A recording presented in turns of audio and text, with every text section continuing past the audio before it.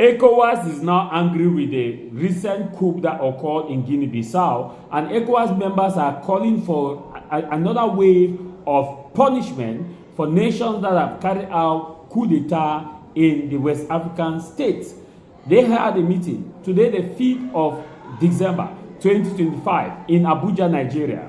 ECOWAS members say Mali, Niger, Burkina Faso, who carried out a coup d'etat, have actually opened the eyes of other military men, and this is a threat to democracy. They say that there must be an urgent action to protect democracy in the West African states, that this frequent occurrence of coup d'etat threaten democracy.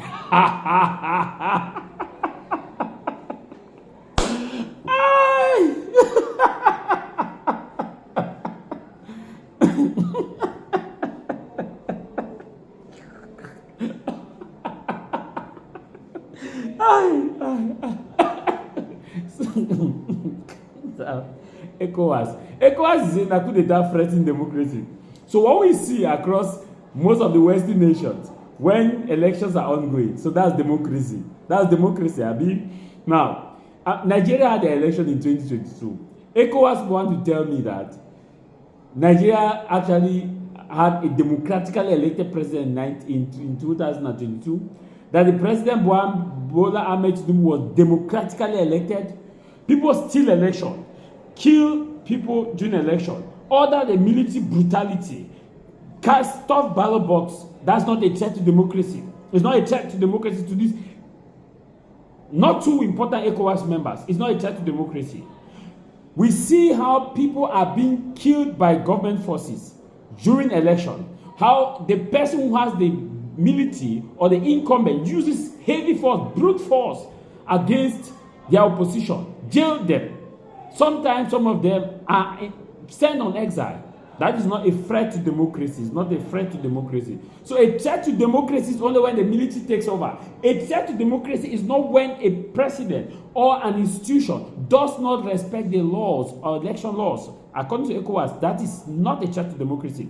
When we see across the West African states how crimes are being committed during the election period, ballot stuffing is being committed, ECOWAS, that is not a threat to democracy. So threat to democracy only comes when the military comes over.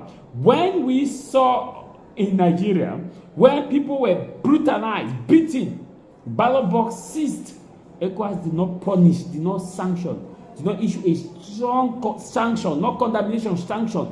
In fact, ECOWAS went ahead to congratulate Bola Ahmed Tinubu for winning the election, even though they knew that the election was marked with a lot of irregularities. ECOWAS did not say a thing. So that was not a threat to democracy. When we watch other elections that are taking place in West African states, like in Togo,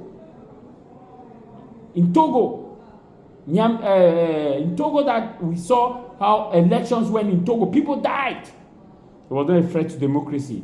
We saw our constitution were mutilated. It was not a threat to democracy. So leaders have the right to mutilate constitution. Leaders have the right. It's not a threat to democracy. ECOWAS does not know that as of now, the major thing is to stabilize the insecurity in Nigeria. So bandits is not a threat to democracy.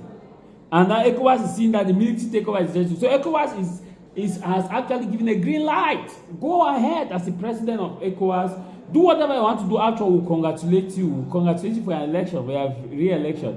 ECOWAS, and the same thing African Union. They are calling on African Union to intervene and to see what needs to be done, and so that sanctions can be done to prevent many other nations from carrying out an unconstitutional coup d'etat. They call it unconstitutional. ECOWAS, African Union itself is even, the members of African Unions were quick to congratulate all the other elections where we see bad things happening during election. We see how civilians are killed. We see how those wanting to defend their vote are being killed. We only hear by condemnation and later followed by congratulation. So it's okay to do those things. It's not a threat to democracy. So not allowing people to vote is not a threat to democracy. Stealing ballot boxes is not a threat to democracy. Disturbing polling units is not a threat to democracy. Chartering ballot boxes away is not a threat to democracy. What happened in Ivory Coast is not a threat to democracy. That the election, the constitution was mutilated in such a way that Alassane Jama Ouattara could sit a fourth term, despite the fact that Gbagbo could not seek a third term as constitutional. It was not a threat to democracy. So it's only a threat to democracy when the military take over. Thunder, fire, you people there. Thunder, see thunder. Chineke, kokoro. It's sad. Today they are coming to say that military takeover is a threat to them. Why are you afraid? Why are you afraid? If you conduct election well, respect the rules, why would the military take over? If you rule your nation well, respect the rules, why would the military take over? If you don't embezzle money, you put your people's first, why would the military take over? When you fight against tribalism in your government, why would the military take over? The military only comes to take over when those things are not respected. Today, if it's your turn now, you panic. You don't need panic. It has arrived at your moment now. It's now you are panicking. See here. Personally, I have no problem with the wave of coup d'etat that have occurred in Africa. I have no problem. No problem with the wave. I have no problem. Burkina Faso, Mali, Niger. How many people have died in Niger as compared to the people who are being killed in Nigeria? Are you not aware that people are being killed? They are not a call for concern. The kidnap cases in Nigeria, killing of bandits, killing, attack of terrorist organization in Nigeria, and banditry in Nigeria. It's not a call for concern. Nigeria has democracy. Niger has dictatorship. But which one is more stable? Nigeria has democracy. Mali, Burkina Faso does not have democracy. Which one is more stable, more prosperous as of now in terms of policies? What is the dividend of democracy? Good laws, transparency, accountability, freedom of speech and expression, redistribution of resources. Those are the dividends. But what do we get in the nations, the so-called nation you call democratic, that people are running to protect? The dividend of their democracy: brutality, tribalism, autocracy. You have intimidationism, and you can name the rest.